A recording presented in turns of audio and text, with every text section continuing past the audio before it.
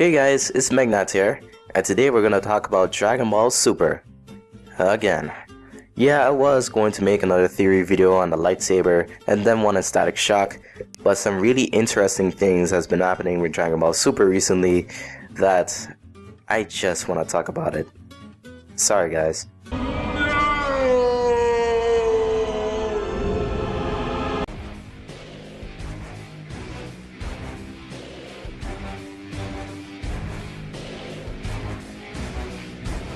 Now keep in mind that this video is going to contain some major spoilers and plot points of the show Dragon Ball Super. So if you have not watched this show, do not watch the video. And if you're still here, then that means you watched the show. Or you just don't care and decide to watch it anyway. But either way, enjoy. Now in my last video, I talked about my problems with the show Dragon Ball Super. And my main problem was that it wasn't focusing on its supporting characters as much.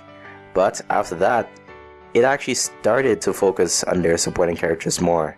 Like Gohan having his own 2 episodes with his family. Krillin has recently had an episode of all people.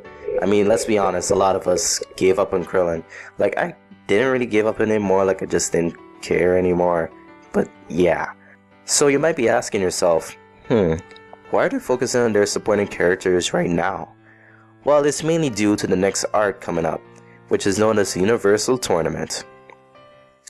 Now, if you don't know what that is, basically, the Omni King, the being that Goku met a while ago, has decided to host this new tournament between all the universes from the Dragon Ball multiverse. And keep in mind, there are 12 universes in total. So each universe is going to pick 10 of their strongest fighters to fight against each other. And supposedly, if one universe loses in that tournament, that universe is also destroyed. Yeah, it's big. It's just mind-blowing and catastrophic, I know. That's why this is actually one of the most anticipated, if not the most anticipated arc in Dragon Ball entirely. So today I wanted to talk about my expectations for this arc, because let's be honest, this is a huge arc, so you're gonna have a lot of expectations for it. But of course my list is pretty short and I'm just gonna make this quick video because this arc is going to happen very soon and I want to post this before it happens. But without further ado, let's begin.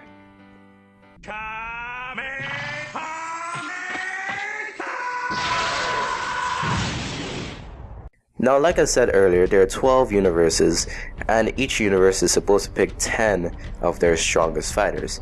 So of course that's going to be 120 characters in total, including Universe 7, you know, the universe where Goku and everyone we know and love lives in.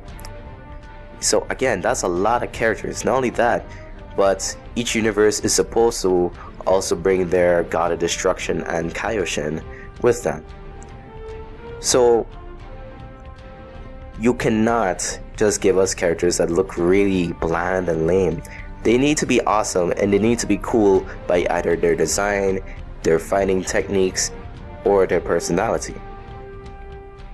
They have to be pretty cool characters. Now keep in mind, these characters don't have to look all buff and just badass like Broly, but they at least need to be interesting. For example, during the Universe 6 versus Universe 7 tournament, we actually heard that there was going to be an introduction of a new Saiyan. And during the time, we were thinking, oh my god, this Saiyan is gonna look really awesome. And then we got Cabba. And when we first saw him, he was looking bland and very, you know, he was more simple compared to Goku and Vegeta. But as you started to know him, he actually became a pretty interesting character. And he's even gained a type of student-teacher relationship with Vegeta, since Vegeta was the one who taught him how to become a Super Saiyan in the first place. So yeah, they need to be cool characters in many different ways. I actually see already that they brought a new character, which is freaking female Broly, which is already historic and mind-blowing. Thank you for that. I mean, we finally got Broly, who's pretty much the most fan-favorite non-canon characters, finally coming into the official series. But we're also having our very first female Super Saiyan in the official series.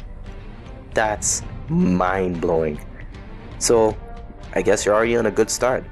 Next.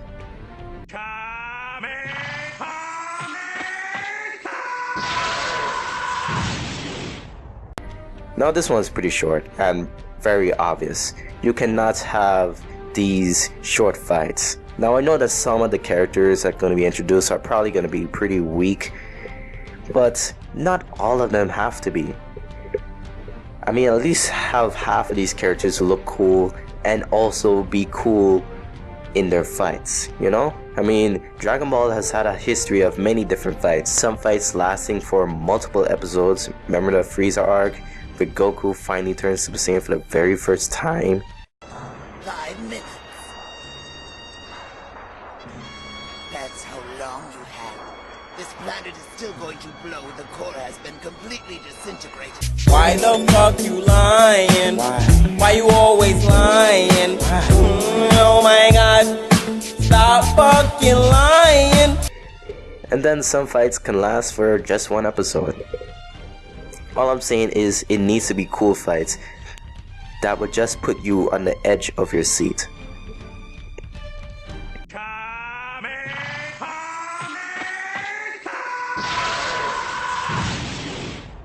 What I mean by this is that Dragon Ball Super has finally started focusing on some of their supporting characters, including Krillin of all people.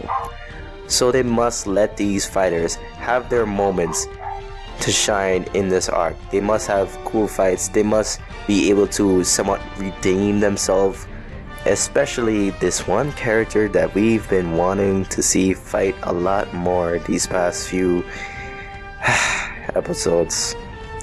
But you know what, I'm not even gonna talk about that. That's gonna be a long discussion. So yeah, not today. Point is, we need to see these characters in cool fights and let them finally be able to show the whole community that yeah, they can really kick some ass.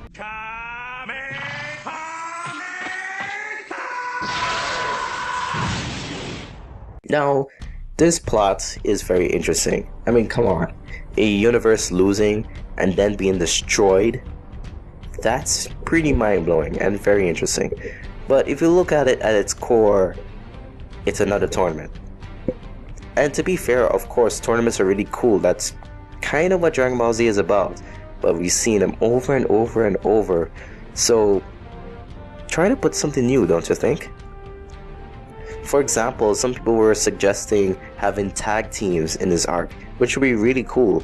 Imagine having Goku and Gohan fighting together, or Piccolo and Majin Buu, Krillin and Android 18, or Android 17 and Android 18 coming together. It will be a really cool concept. There's actually this guy on YouTube who went more in depth and given more suggestions on these tag teams. So if you want, I'll leave that in the description below because it's very interesting.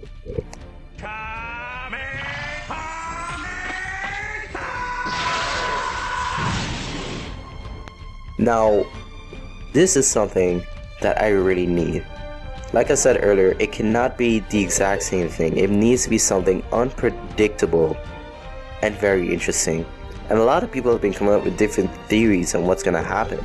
For example, like I stated earlier, if a universe loses, it's destroyed. And it's the Omni King hosting this tournament. He made that rule. So what, is the Omni King evil? I mean, it kind of makes sense. Just look at those eyes. Those eyes. Oh god. Or some people were thinking about the High Priest. Remember, the High Priest is actually Vados and Wiz's father. And some people were thinking, what if the High Priest was trying to overthrow the Omni King and gain his power? That would be something very interesting. And who knows, maybe the show might not do that, but at least don't make this whole arc predictable. Don't make it drag on.